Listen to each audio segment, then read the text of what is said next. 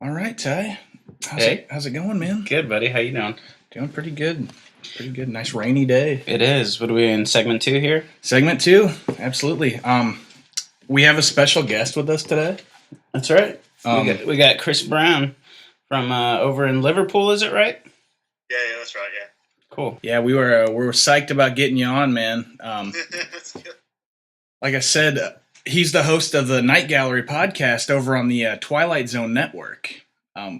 I mean, do you ever still like go by the host of the Night Gallery podcast, even though it's been kind of wrapped now?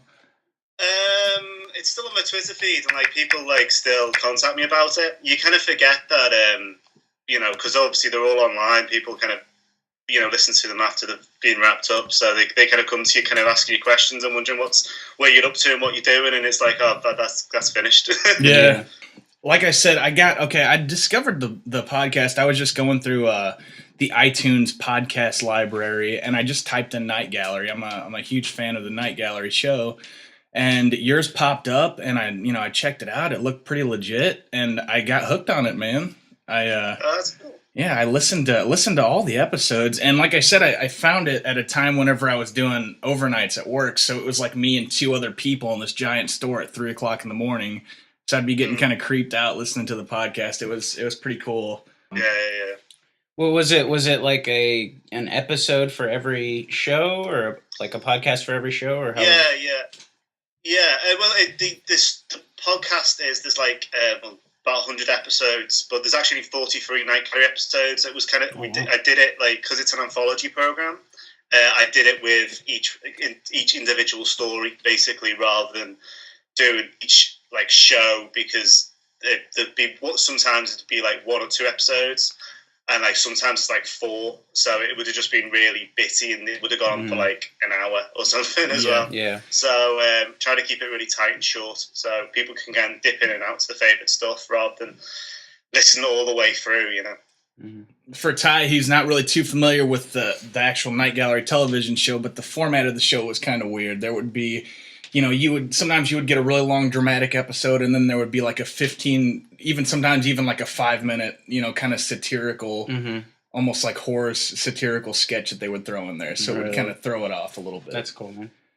Let's kind of get into the history. Like, I mean, how did you get started on this podcast? Like, kind of what got you into it?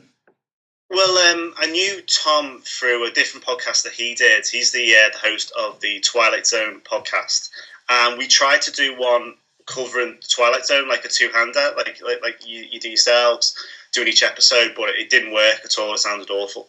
So, and I mentioned, like, kind of sideways, that initially, like, the thing that got me into the Twilight Zone wasn't like the Twilight Zone. It was, I'd seen Night Gallery first. I was introduced to it, and so I always thought it was just this weird, spooky kind of show that had these.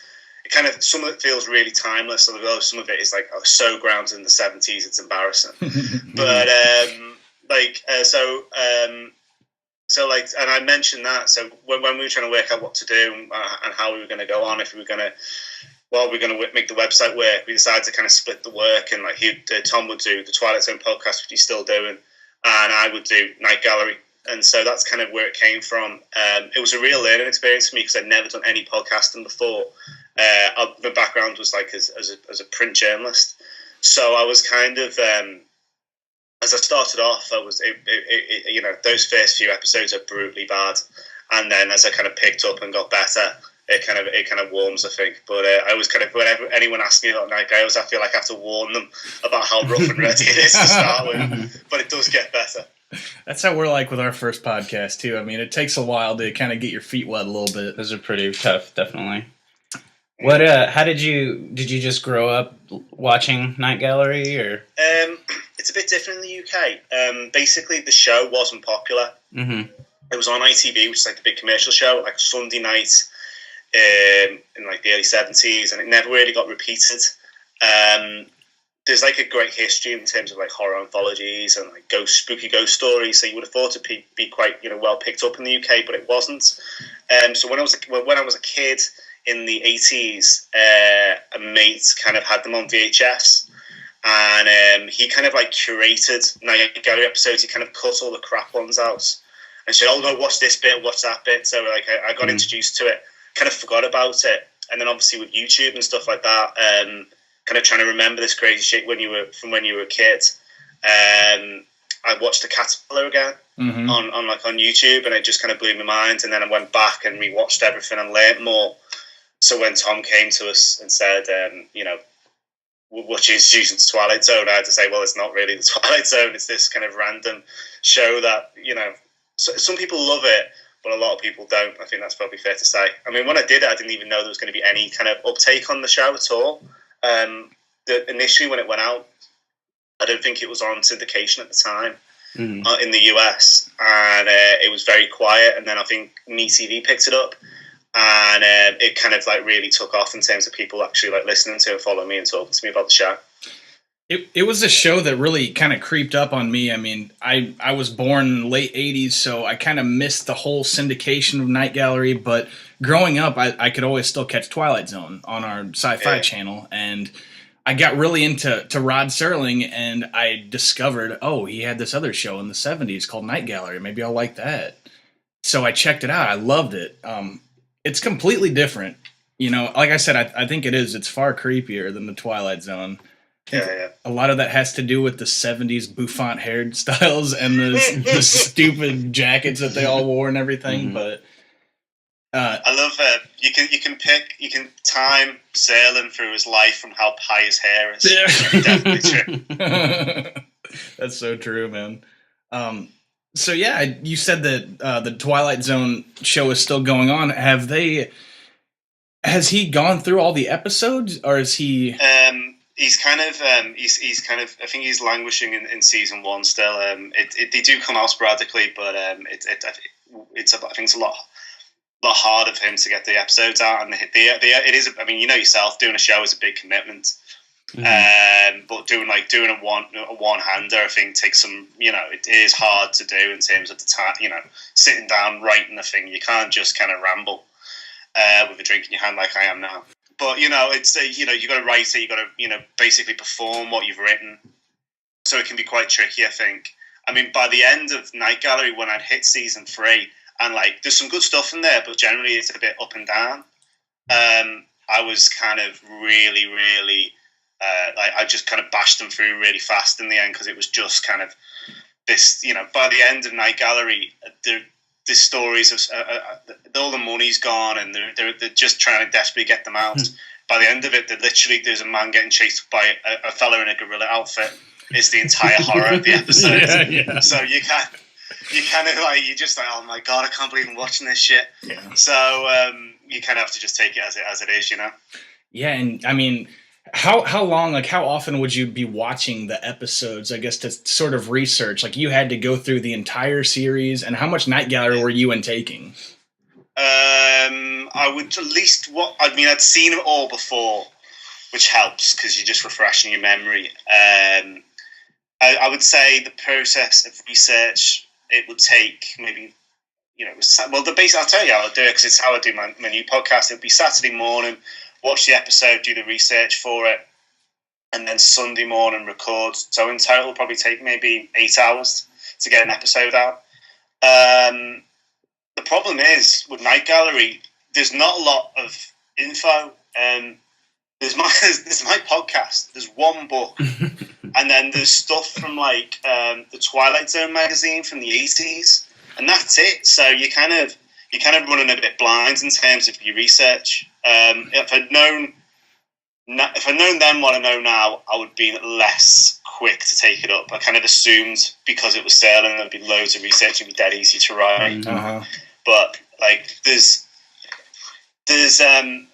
even this book, it's called Rod Serling's Night Gallery, and After I Was Taught, written by 2 journalists called Scott Skelton and Jim Benson. It's a really good book, but they must have hit the same wall I did. One of the reviews for one of the episodes is, there is no point writing a review for this, it's so bad. And that's the definitive book on the show, and that they can't be arsed writing about some of it. So you kind of have to like toggle back and try and work out a bit of research and stuff, you know. What episode was it? Could that be the Nature of the Enemy? Is that maybe one of the episodes? Nature of the Enemy is truly shocking. I've got the book in front of me in case I remember. I think it's Room for One Left, which is in the syndication. Nature of the Enemy is a staggering episode. It's because like a lot of the crap was done on the fly to kind of fill the episode to get it to the 52 minutes it needs to be. Mm-hmm. So they do basically like Saturday Night Live, kind of like 1 minute, 2 minute sketches, and they're always like, you know, a vampire goes into a blood bank and asks for a withdrawal. And that would be it. Just staggering, like, you know, like kids ha bonk comic books, you know, like funny, you know, joke books you get when you're a child, like that level of humor. But Nature of the Enemy was a Rod Serling story, and without but maybe I should ruin it. But there's like the moon. It's like a sci-fi story, and the moon is under attack, and all these astronauts are being killed. And you find out there's a giant mouse on the moon,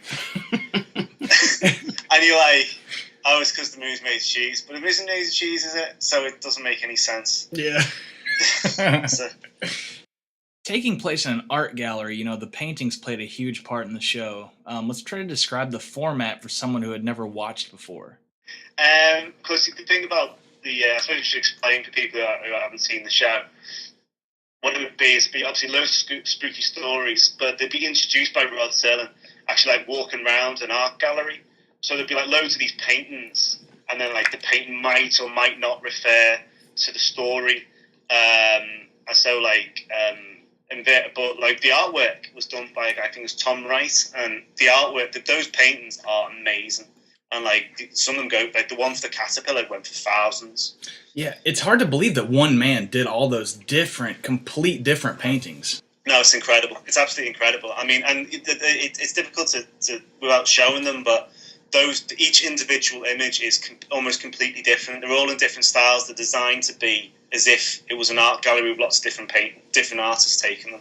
It is, I mean, and they always match a certain kind of mood that the story's trying to bring across as well.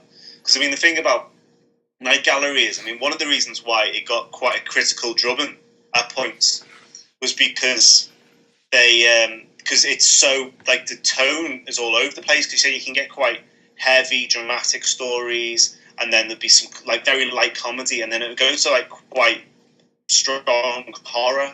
So I think so the ability to be able to do those paintings in that kind of different ways is really impressive.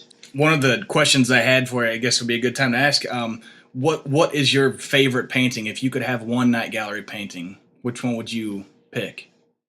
The caterpillar is a very strong one. I mean, I always refer to the caterpillar, but it's a very close up face of it's a very striking image with lots of red and silver. It is very, very strong. Mm-hmm. Just trying to think if there's another one. They vary, don't they? I mean, there's like, I don't know. I'm trying to think if there's anything that really stands out. I mean, that's the one I want. Yeah. To be honest with you. I have my friend is a really talented artist. He did the painting of Nature of the Enemy for me, and I'm gonna have him do one more. I want him to paint me the one from Midnight Never Ends. Just sort of as like an honor to Rod Serling. It's the one with him sitting on the crate holding the guitar with the moon over him. It looks really cool. Yeah, that'd be brilliant.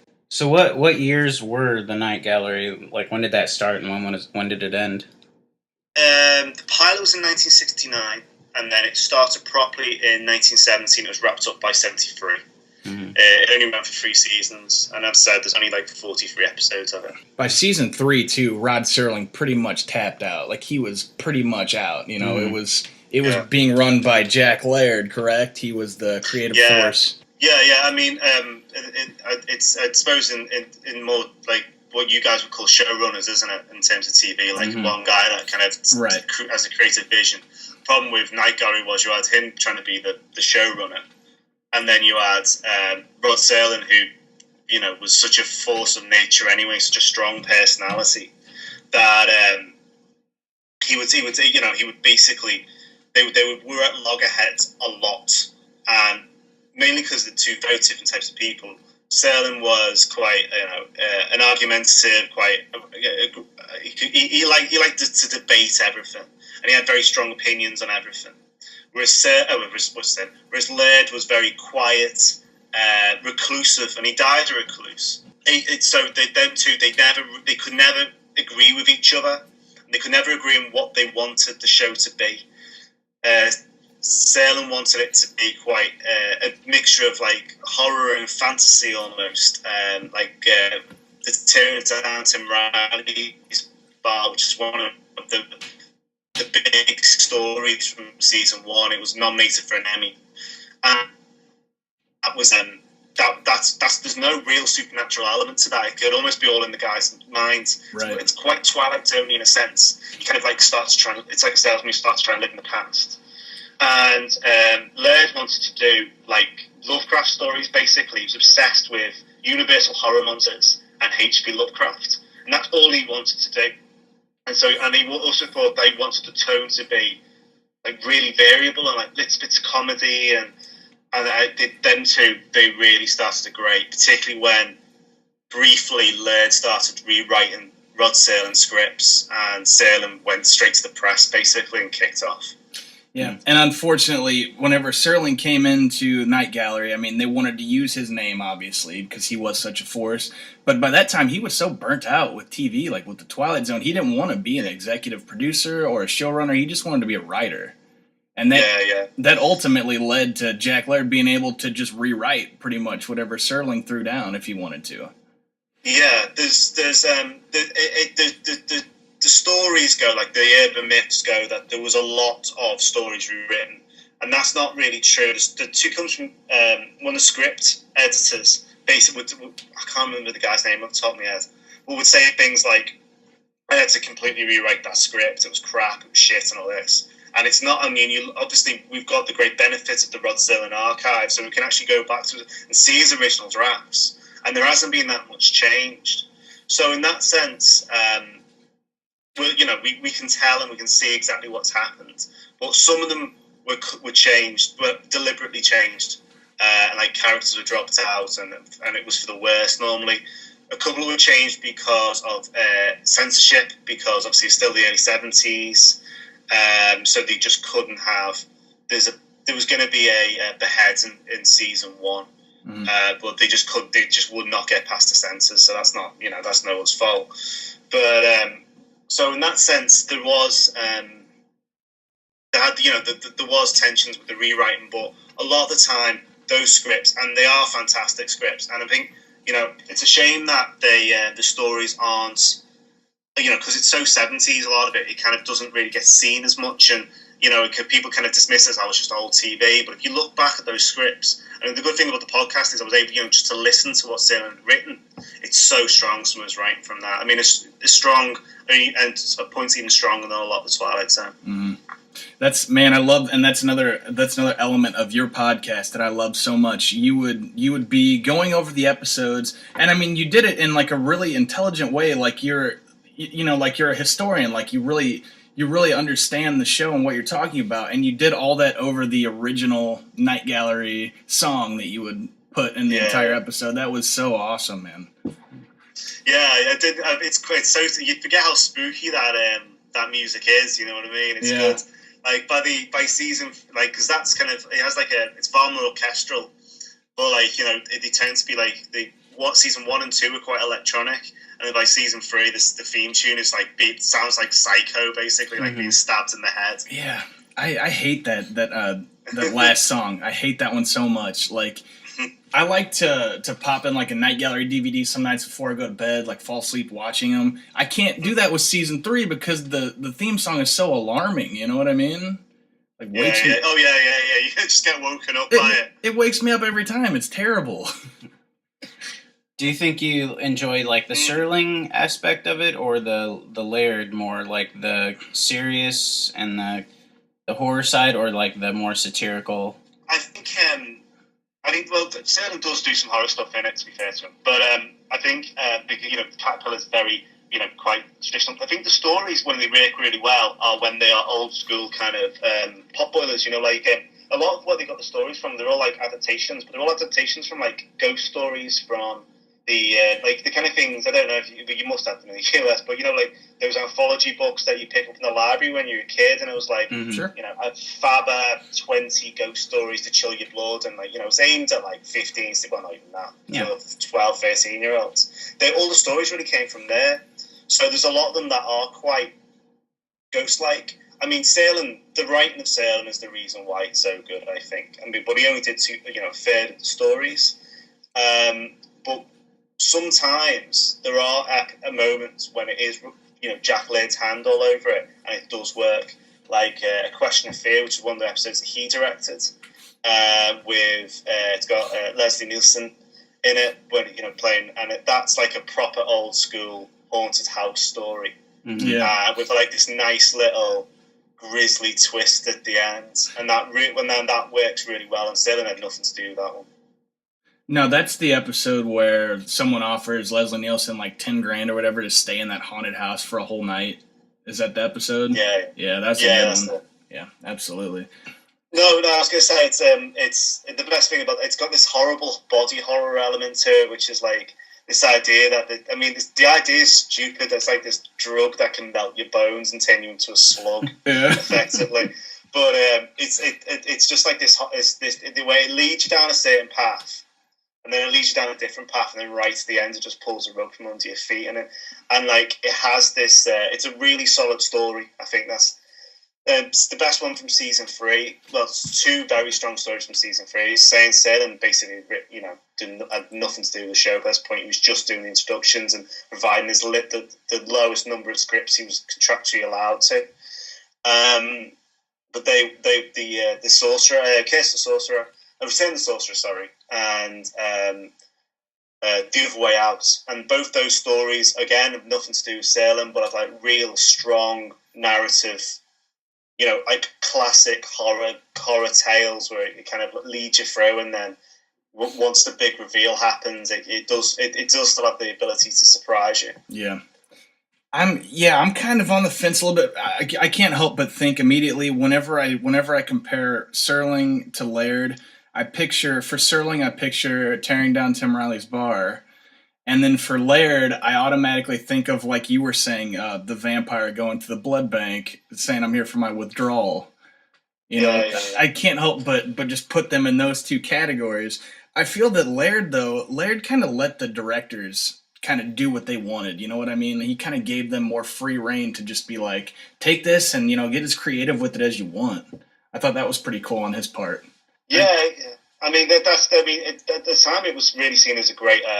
like proving ground for people who like working within the who were contracted to Universal, but for them to be able to do the job and to prove themselves. Gerald Finneman, who was a director of photography, was able to show tried out being a director because they liked what he did as a director of photography.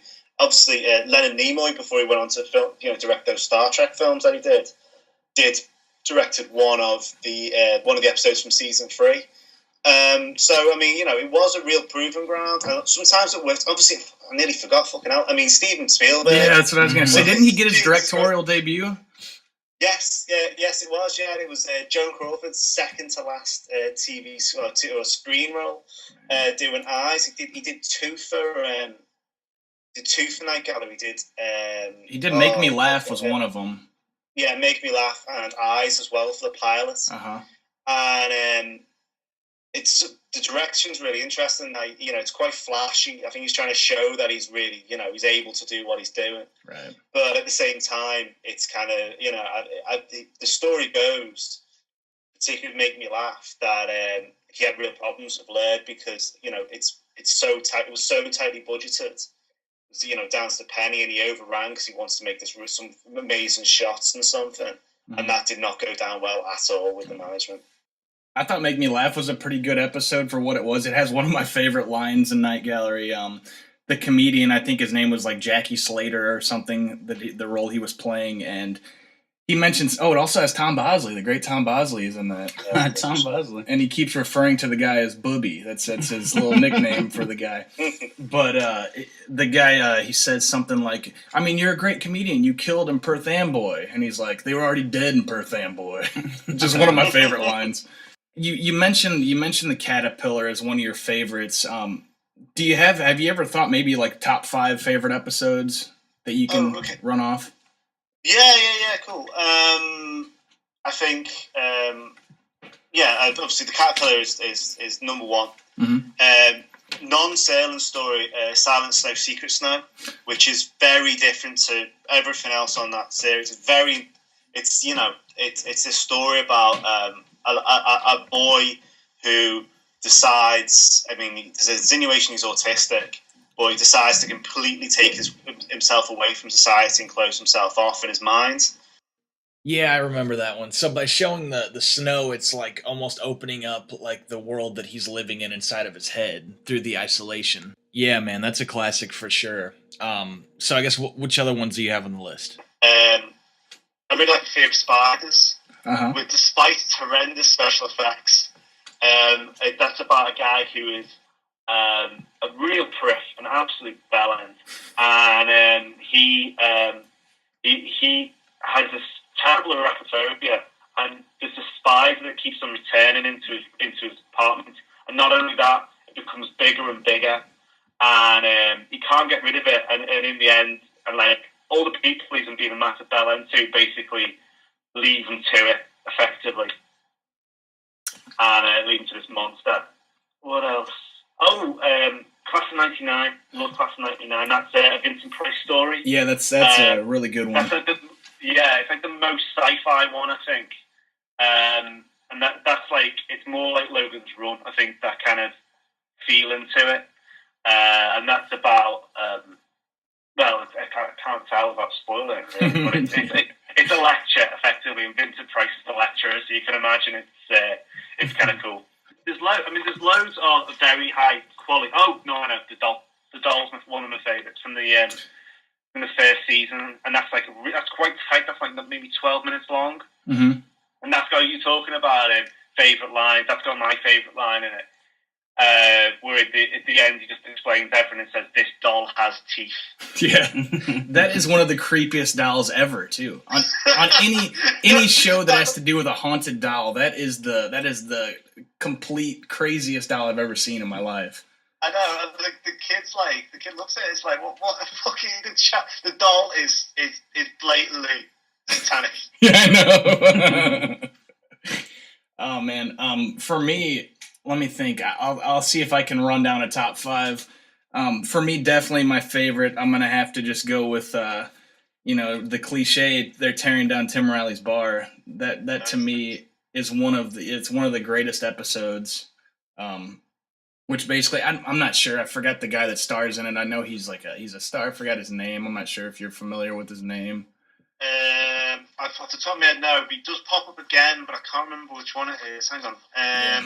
Well, keep on talking. I'll tell you in a sec. Yeah. Well, basically, he's kind of on his way down. He's a middle-aged man. He's trying to keep his job, and then there's an upcoming guy that's trying to take his spot, and the guy's life is just kind of falling apart. He lost his wife, 10 years prior, and the best time of his life has already passed him. And it was whenever him and his friends and the whole family would hang out at Tim Riley's bar. Whenever he gets the news that they're tearing down this vacant building that used to be Tim Riley's bar, he starts having these crazy flashbacks.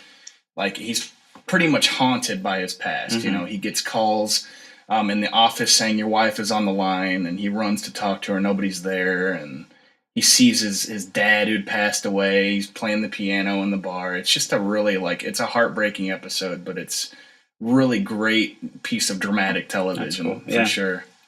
Yeah. It's William Wyndham who plays Randy.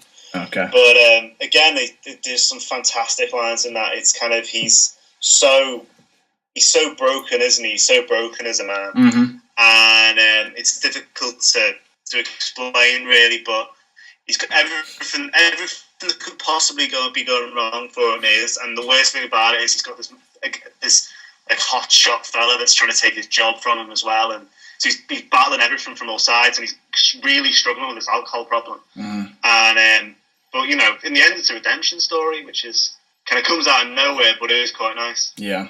And man, his secretary is so hot, and she just like is hitting on him that whole episode, and he's so like upset that he can't even like take her up on it or anything. It's no, he doesn't see it, does he? He's so like lost in himself. I know that he can't even see that she's effectively thrown herself at him. Man, and she's so hot. She's like 70s hot. You know what I mean? I feel that, yeah. God. She got the big hair? Yeah, for sure. I like it. I wonder what happened to those kinds of shows. Like, you don't see those that much anymore, those kind of anthology, like this episode directed by this guy, just horror shows with just like almost like a little movie per episode. Mm-hmm. Like, that's not really so much of a thing anymore. Like, there was Tales from the Crypt in the 90s. Mm-hmm. And I think they've tried it a few times pretty recently. Yeah, the one that sticks in the mind is Masters of Horror. Masters of Horror. And there was a spin-off, but I can't remember what it's called. Fear Itself. Oh yeah, that's on Netflix actually.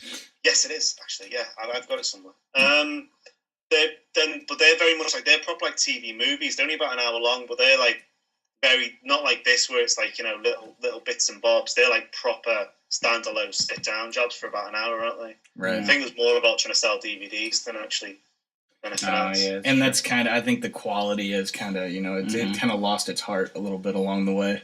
Yeah. I'm like a huge anthology horror fan. Did you get into I'm sure you guys had Tales from the Crypt over where you're from as well.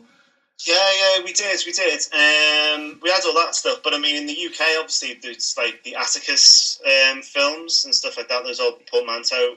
Hammer House of Horror. Yeah, Hammer House of Horror and all that kind of stuff. So we kind of this very much it's kind of a tradition in the UK, and like ghost stories at Christmas as well, which are like standalone ghost stories, which are like M.R. James and all that kind of stuff. So I think the UK, we have kind of like I suppose it's because it's so fucking cold and wet there, you know what I mean? We kind of have a great tradition of snuggling in and watching a good ghost story. Sure.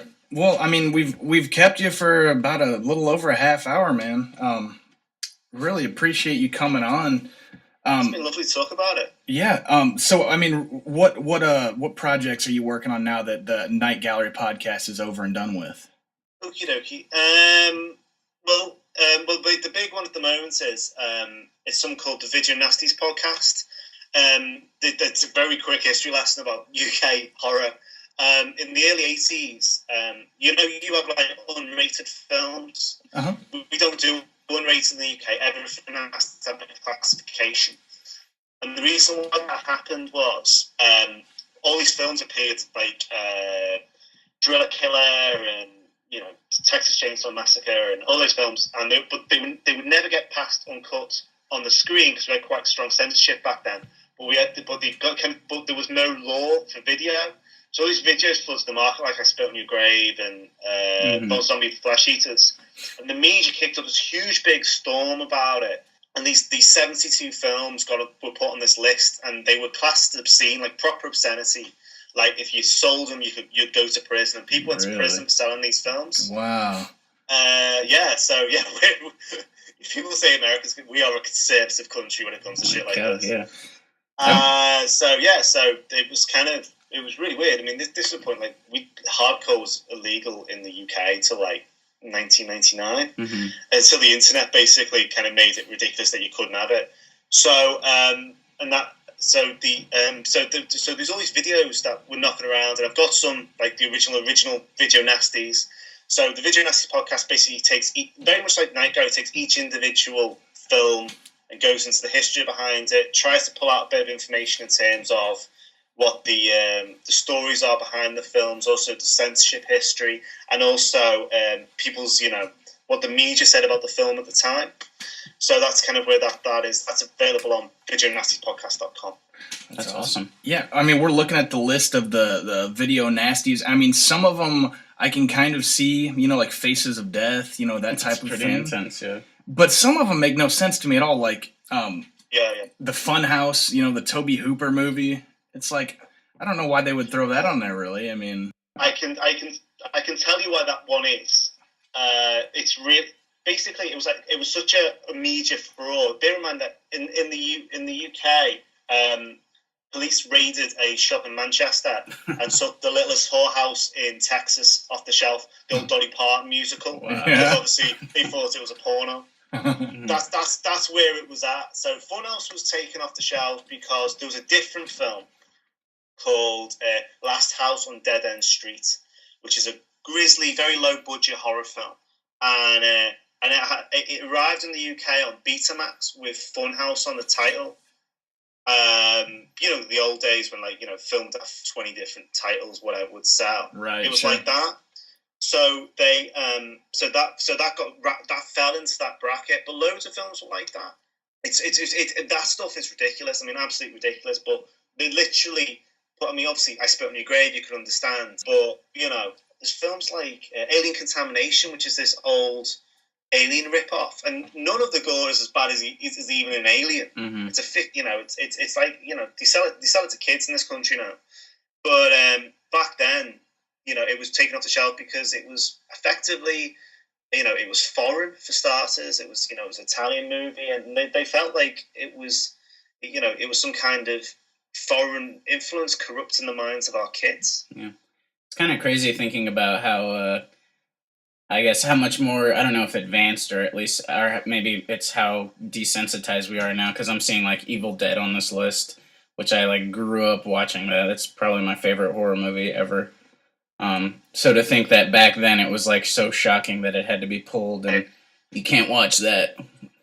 Yeah, I mean, Evil Dead again, I mean, the Evil Dead VHS had 50 seconds of cuts to it already.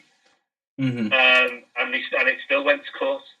And it was, I mean, particularly Evil Dead, which is obviously a classic. It's very difficult to kind of explain. But I mean, you have this. You have Fox News that kind of drum up all this ridiculous overexcitement about things that don't really matter. Trying to make you scared about shit. Sure. Well, we got big newspapers like the Daily Mail. And the Daily Mail do the same thing, your life will, this is corrupt, will somebody think of the children and stuff like that.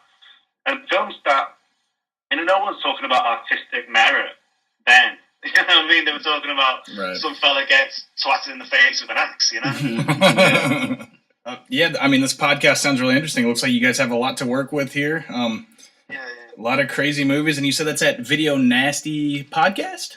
Yeah, VideoNastiesPodcast.com. Okay, cool. Great. And just before we let you go, man, I would just really looking back on your podcast, your Night Gallery podcast. I'd like to thank you for taking so much time and putting so much effort into it, because I feel like I love it. It's like a storybook. You go through the whole thing. It's got a beginning and then it's got an end, and you're done with it, and then you just leave it for everybody else to just come and pick up whenever they choose.